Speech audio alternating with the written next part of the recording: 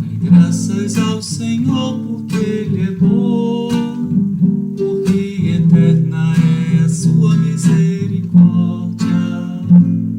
Dai graças ao Senhor porque Ele é bom, porque eterna é a sua misericórdia.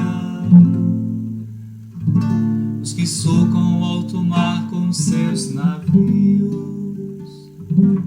para ir comerciar nas grandes águas,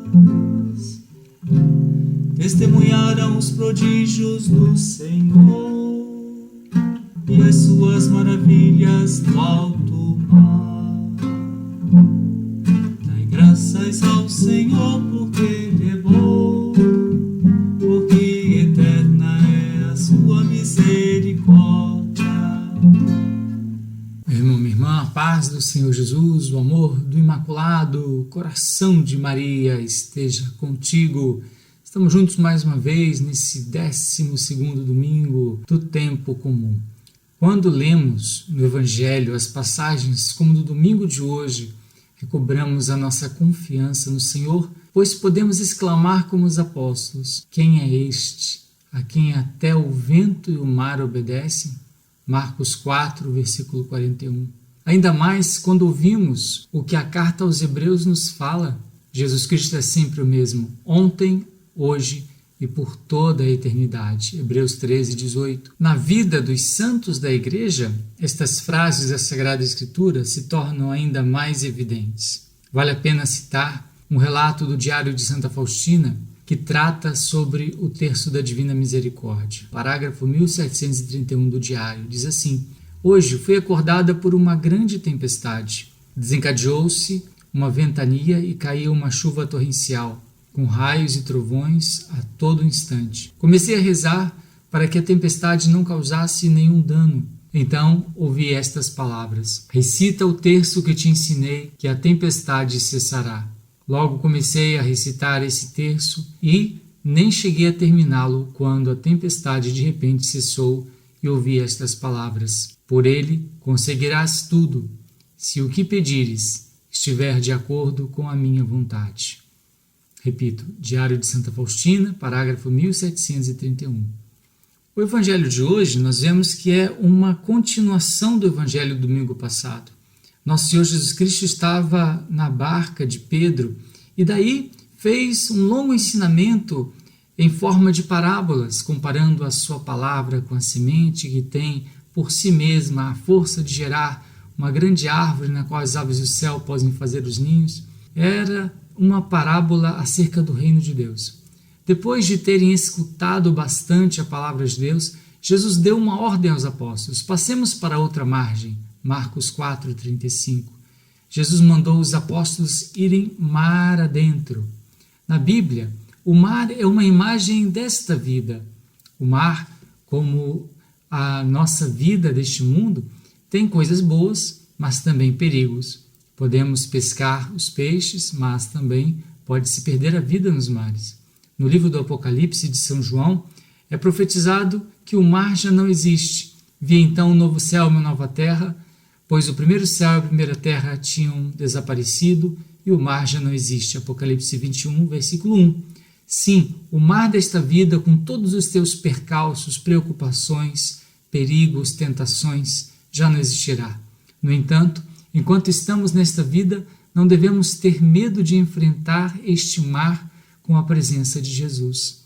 Depois de terem escutado bem as suas palavras, Nosso Senhor ordenou: passemos para outra margem. É como se Jesus nos dissesse: ide para a vida, eu vou convosco. Não temais, não tenhais medo da vida, ainda que às vezes eu pareça adormecer em vossa barca, sempre podeis acordar-me pelas vossas orações. Ide para a vida, eu vou convosco. A expressão não temas aparece dezenas de vezes na Bíblia. Há algum tempo tive a graça de almoçar na casa de um pescador que exerce sua profissão num barco pesqueiro no Canal da Mancha, entre a Inglaterra e a França. Ele contou como tantas vezes tiveram que enfrentar o mar revolto, sem nunca parar de pescar, dizia ele, não temo o mar, mas o respeito. E olha que o mar naquele lugar é tão frio que uma pessoa que cai na água sobrevive pouco tempo ali naquela água tão fria, tão gelada.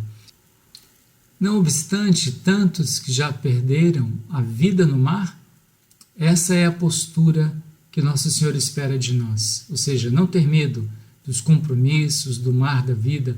Hoje em dia, muitos jovens têm tido o medo de ir mar adentro na vida, de ter compromissos estáveis.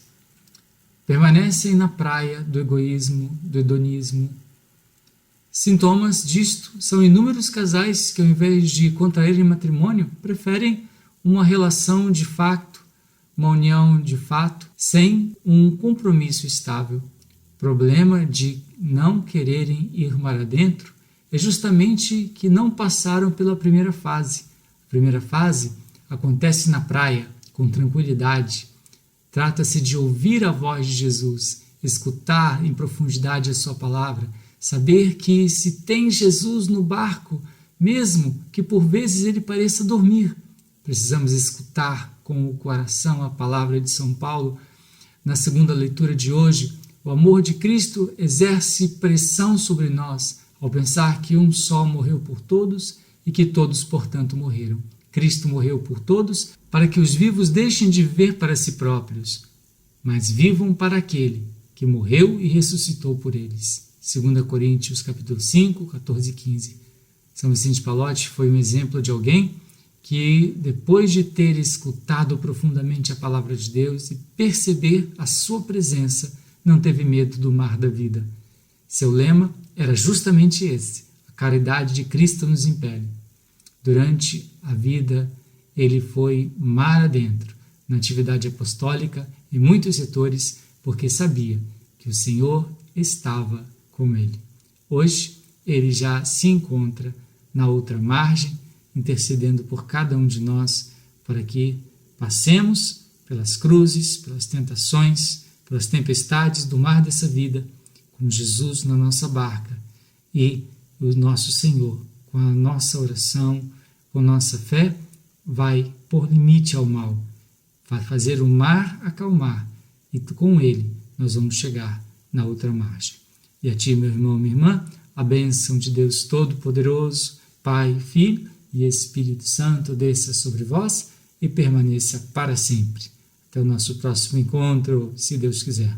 São José, Pai adotivo de nosso Senhor Jesus Cristo, verdadeiro esposo de Maria Virgem, padroeiro desse ano de 2021 que estamos vivendo, rogai por nós.